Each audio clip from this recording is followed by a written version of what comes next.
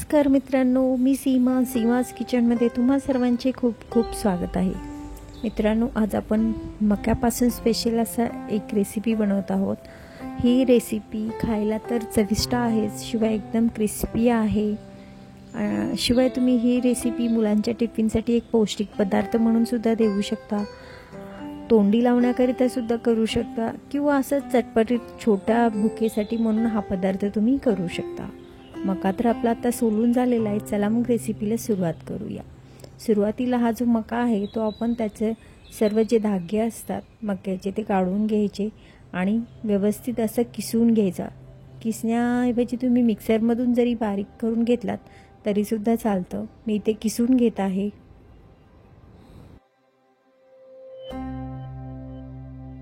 पहा, आता हा आपला किस रेडी झालेला आहे. एका मक्याचं एवढं आपल्याला मिश्रण मिळालेलं आहे. यामध्ये आपण बारीक चिरलेल्या मिरच्या घालून घेऊयात. 4 मिरच्या आहेत बारीक चिरून घेतले. तसेच एक मध्यम आकाराचा कांदा एकदम बारीक चिरून घेतलेला आहे. त्याचबरोबर आपण मुठभर कोथिंबीर घेतलेली आहे, ती सुद्धा एकदम बारीक चिरून घेतलेली आहे. त्याचसोबत याच्यामध्ये आपण चवीनुसार मीठ घालून घेऊयात. 1 टीस्पून इथे आपण धने जिरे पूडचा सुद्धा वापर केलेला आहे. तसेच अर्धा टीस्पून आपण इथे हळद पावडर घालून घेतलेली आहे.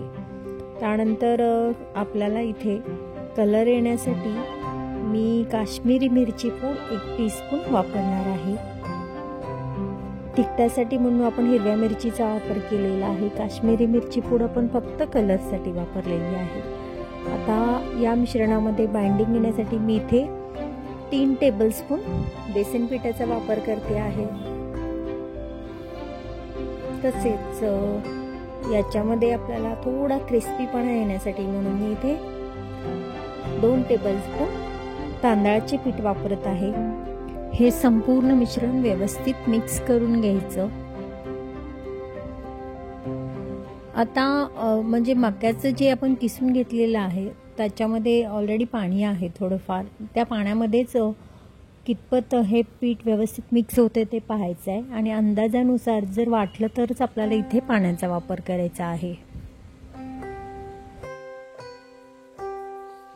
हे जे पीठ आहे ते अजून थोडा वेळ आपण 5 मिनिट असंच ठेवून देऊया, म्हणजे याला थोडंफार आपोआपच पाणी सुटायला चालू होईल.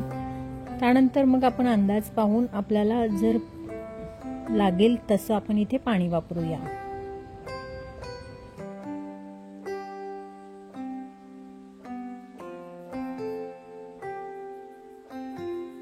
पिठाचे टेक्स्चर पहा, अजिबात मी इथे पाण्याचा वापर केलेला नाही, तरी सुद्धा अगदी ओलसर तयार झालेला आहे.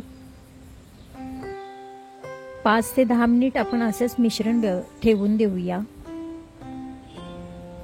10 मिनिटानंतर इथे मी एक पॅन घेतलेला आहे. या पॅनला मी गरम करण्यास ठेवलेला आहे आणि थोडंसं याच्यावर मी तेल लावून अगदी व्यवस्थित पसरवून घेते आहे. पॅन गरम झाल्यानंतर याच्यावरती जे आपलं हे मिश्रण आहे ते एका चमच्याच्या साहाय्याने आपण घेऊया आणि ज्या पद्धतीने आपण थालीपीठ थापतो त्याच पद्धतीने अगदी पातळसर असं पाण्याचा हात लावून थापून घ्यायचंय. जर चिकटत असेल तर थोडंसं पाण्याचा हात लावून घ्यायचे आणि व्यवस्थित असं पसरवून घ्यायचे.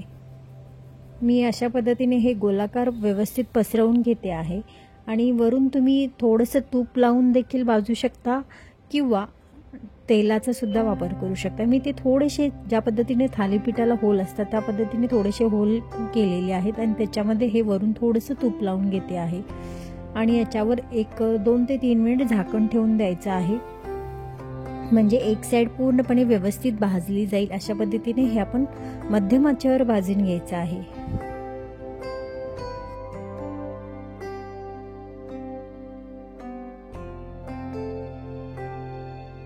आता हे आपण उघडून पाहूया आणि दुसऱ्या साईडनी आपल्याला हे परत भाजून घ्यायचं आहे. मस्त असं हे क्रिस्पी थालीपीठ कॉर्नचं खूप छान लागतं. चवीला एकदम सुंदर आहे. शिवाय झटपट रेसिपी सुद्धा आहे. शिवाय अचानक जर काही असं झटपटीत खावंसं वाटलं तर अशा वेळेस तुम्ही हे रेसिपी बनवू शकता. शिवाय मुलांसाठी एकदम पौष्टिक असा हा पदार्थ आहे आणि जेवणासोबत तुम्ही तोंडी लावण्यासाठी सुद्धा हा पदार्थ तुम्ही करू शकता। आता हे थालीपीठ आपल्याला दोन्ही बाजूनी अगदी क्रिस्पी होईपर्यंत भाजून घ्यायचं आहे। कशी वाटली माझी रेसिपी आजची? जर तुम्हाला आवडली असेल तर व्हिडिओला नक्की लाईक करा, जास्तीत जास्त शेअर करा आणि चॅनलला जर सबस्क्राईब केले नसेल तर सबस्क्राईब देखील करा, कारण मी अशाच प्रकारच्या नवनवीन रेसिपीज घेऊन येत असते, त्या तुम्हाला पाहायला मिळतील। जर तुम्हाला जास्त पसरवण्यासाठी तव्यावरती अवघड जात असेल तर त्याच्यामध्ये किंचित थोडंसं पाणी घाला आणि चमच्याच्या सहाय्याने देखील तुम्ही हे मिश्रण पसरवू शकता। पातळसर जितकं पसराल तितकं तुमचं थालीपीठ क्रिस्पी होणार आहे।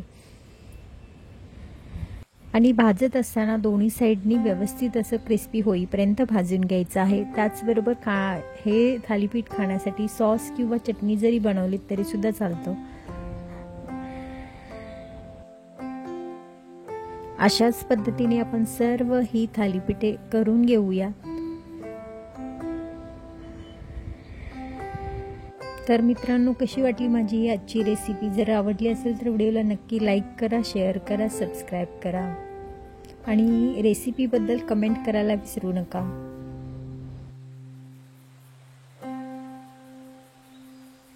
पहा, जवळपास आपले सर्व थालीपीठे आता करून झालेली आहेत। आता आपण ही सर्व करूया। मी इथे सॉस सोबत सर्व करणार आहे। जर तुम्हाला हवं असेल तर तुम्ही या ठिकाणी खोबऱ्याची चटणी किंवा पुदिन्याची चटणी देखील केलीत तरी सुद्धा खूप छान लागतात। तर मित्रांनो, पुन्हा भेटूया आपण अशाच एखाद्या नवीन रेसिपी सोबत। तोपर्यंत स्वस्त खा, मस्त रहा, नेहमीच आनंदी रहा। तुम्ही माझी रेसिपी अगदी वेळात वेळ काढून पाहिल्याबद्दल तुमचे मनापासून आभार। धन्यवाद।